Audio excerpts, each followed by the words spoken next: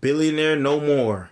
Kanye West anti-Semitism obliterates his net worth as Adidas cuts ties. Sheesh. As we all know, there's been a whole lot of controversy with Kanye, and the repercussions, they're coming. They're here. Just days ago, the rapper come fashion entrepreneur challenged Adidas to drop him following weeks-long barrage of anti-Semitic remarks made on social media and in national media appearances. I can say anti-Semitic shit, and Adidas can't drop me. Adidas gets an estimated 4% to 8% of its sales from Yeezy products, according to investment bank Cohen. For Ye, it was an even bigger deal, accounting for $1.5 billion of his net worth. So $1.5 billion gone from his net worth. So how much is he worth now? Today, Tuesday, October 25th, Adidas finally broke its silence and ended the relationship. With that gone, Ye is no longer a billionaire. Without Adidas, Ye is worth $400 million. Okay. Well, Kanye is not a billionaire no more, but his net worth is still $400 million, so that's still a lot more than any of us. Ah, damn, bro. You know what? These are repercussions, bro, for the shit you say. Well, the crazy thing about it is that it didn't have to be like this. The things that Kanye was trying to say is being misconstrued as anti-Semitic, and people are kind of just hopping on the bandwagon. But it's Kanye's fault because he wasn't able to properly articulate what he was talking about and who he was talking about. Because the people he was talking about is not all Jewish people. Okay? If he was talking about all Jewish people, then yeah, I'd be like, yeah, nah, he tripping. Because it's the same thing as somebody saying all black people. But that's not what he was saying. He was saying specific people in positions of power exploit black people, artists, and athletes. And in general. And that's what he's pointing out. People have been talking about that since the 90s. Rappers have been rapping about that shit since the 90s, bro. It's not nothing new. This ain't nothing new.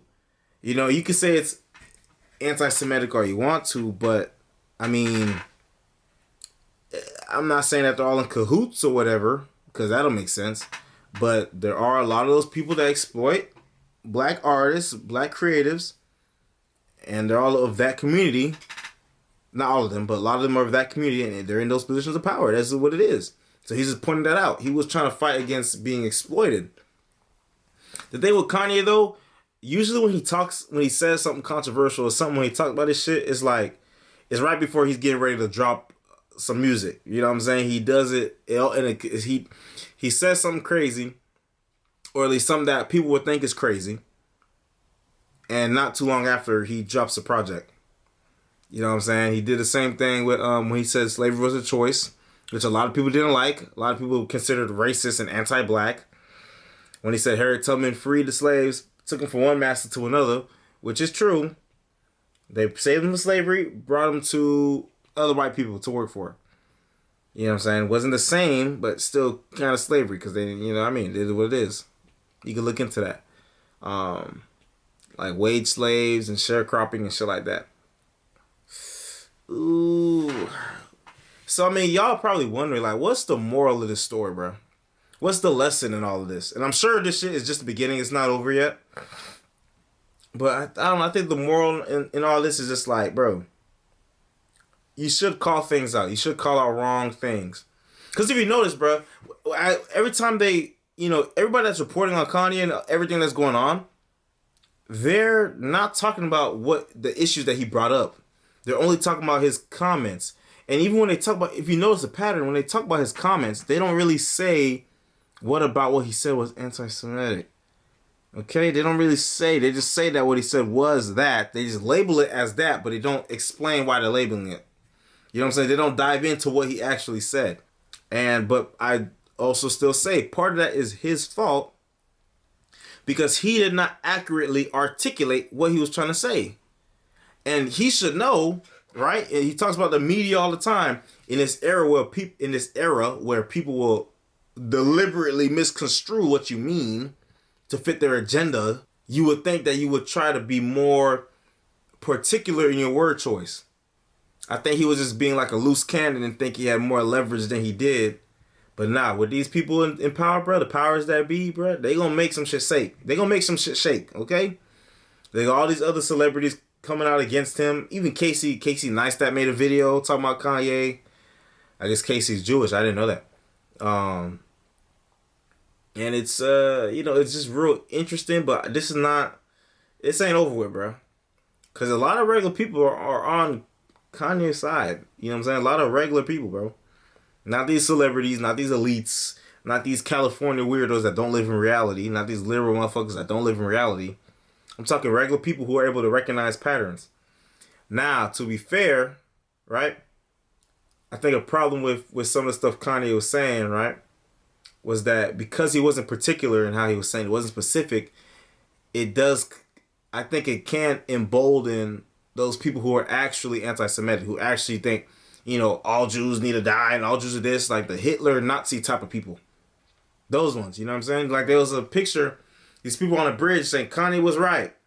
And as a creative, as someone who cares about other people and cares about people being hurt and shit like that, you wouldn't want to have your name like associated with people who actually want to hurt other people. You know what I'm saying?